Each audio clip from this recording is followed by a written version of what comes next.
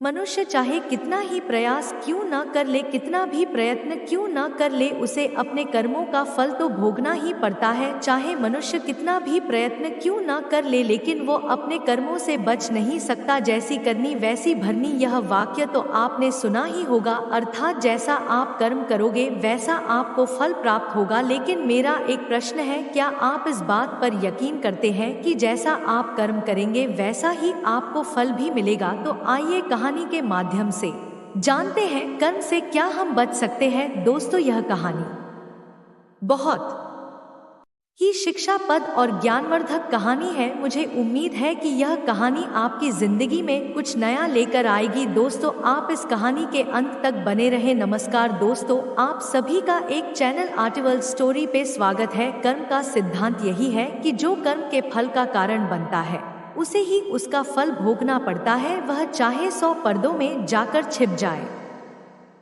उसे किसी तरह की कोई राहत नहीं मिलती। यही ईश्वरीय न्याय है अथवा विधि का विधान है।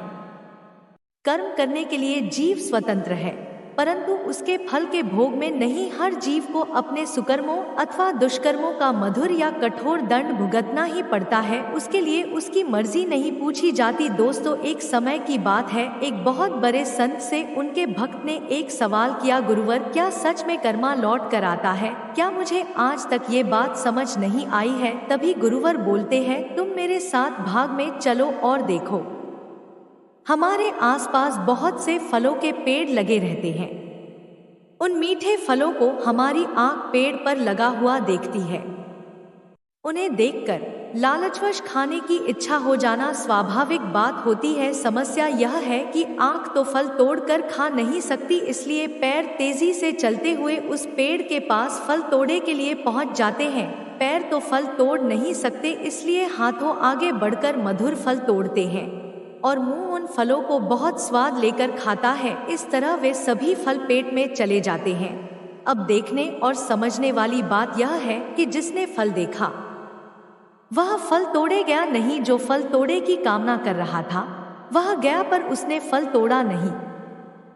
जिसने फल तोड़ा उसने उसे खाया नहीं, और जिसने फल खाया उसने उसे अपने पास रखा नहीं, क्योंकि वह तो उसी पेट में चला गया था। अब यहाँ एक नई बात होती है। उन पेड़ों की रखवाली करने वाले माली ने जब यह दृश्य देखा तो उसे बहुत क्रोध आया। वह फल तोड़े वाले की पीठ पर डंडे बरसने लगा। डंडे उसकी पीठ पर पड़े जिसकी कोई गलती नहीं थी, लेकिन जब डंडे पीठ पर पड़े तब आंसू उसी आंख में आए जिसने सबसे पहले मीठे फलों को देखा और बिना मालिक से पूछे तोड़कर खाने की इच्छा व्यक्त की थी। मनुष्य दूसरों की वस्तुओं पर नजर रखता है, उन्हें किसी भी तरह से पा लेना चाहता है। जब उस किए गए कर्म का फल भुगतने का समय आता है तो असहनीय कष्ट होता है। एक बात स्पष्ट करना चाहती हूँ कि हम फूंक मारकर हम दिए को बुझा सकते हैं, परंतु अगरबत्ती को नहीं। इसका कारण यह है कि जो महकता है उसे कोई नहीं बुझा सकता। जो जलता है वह स्वयं ही बुझ जाता है। इस प्रकार कर्म के पास न कागज है न कोई पोथी पत्र है, फिर भी वह सारे जगत का हिसाब किताब रखता है। उसमें किसी तरह की कोई चूक नहीं होती, सब कुछ न्याय के अनुसार चलता रहता है। जिस व्यक्ति को भगवान और उनके न्याय पर अटूट विश्वास होता है उसे संसार की कोई भी कैसी भी स्थिति बेचैन नहीं कर सकती। वह हर परिस्थिति में यही सोचता है कि इसमें भी ईश्वर मेरे लिए कुछ बेहतर ही कर रहा है। यह भाव सदा अपने मन में अच्छी तरह बसा लेना चाहिए कि ईश्वर तो हमारे बिना भी ईश्वर ही है, परंतु हमारा ईश्वर के बिना कुछ भी अस्तित्व नहीं है। हम उसकी सत्ता को चुनौती देने की जरा सी भी सामर्थ्य नहीं रखते। नकारात्मक विचारों को उसी समय अपने मन से निकल देना चाहिए जिस क्षण वे हमारे मनमस्तिष्क में हलचल उत्पन्न करते हैं।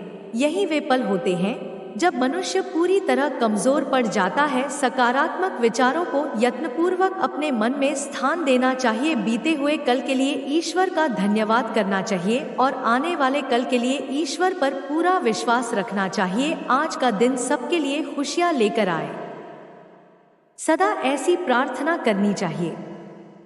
जो समय बीत गया है, कर्म हम कर चुके, है उन्हें हम बदल नहीं सकते। प्रयास यही करना चाहिए कि भूल से भी कोई दुष्कृत्य अपने से न होने पाए। यदि मनुष्य थोड़ी सी सावधानी बरत ले तो बुरे कर्मों से बच सकता है। दोस्तों, यदि आपको यह कहानी पसंद आई हो तो हमारे चैनल को सब्सक्राइब जरूर करें।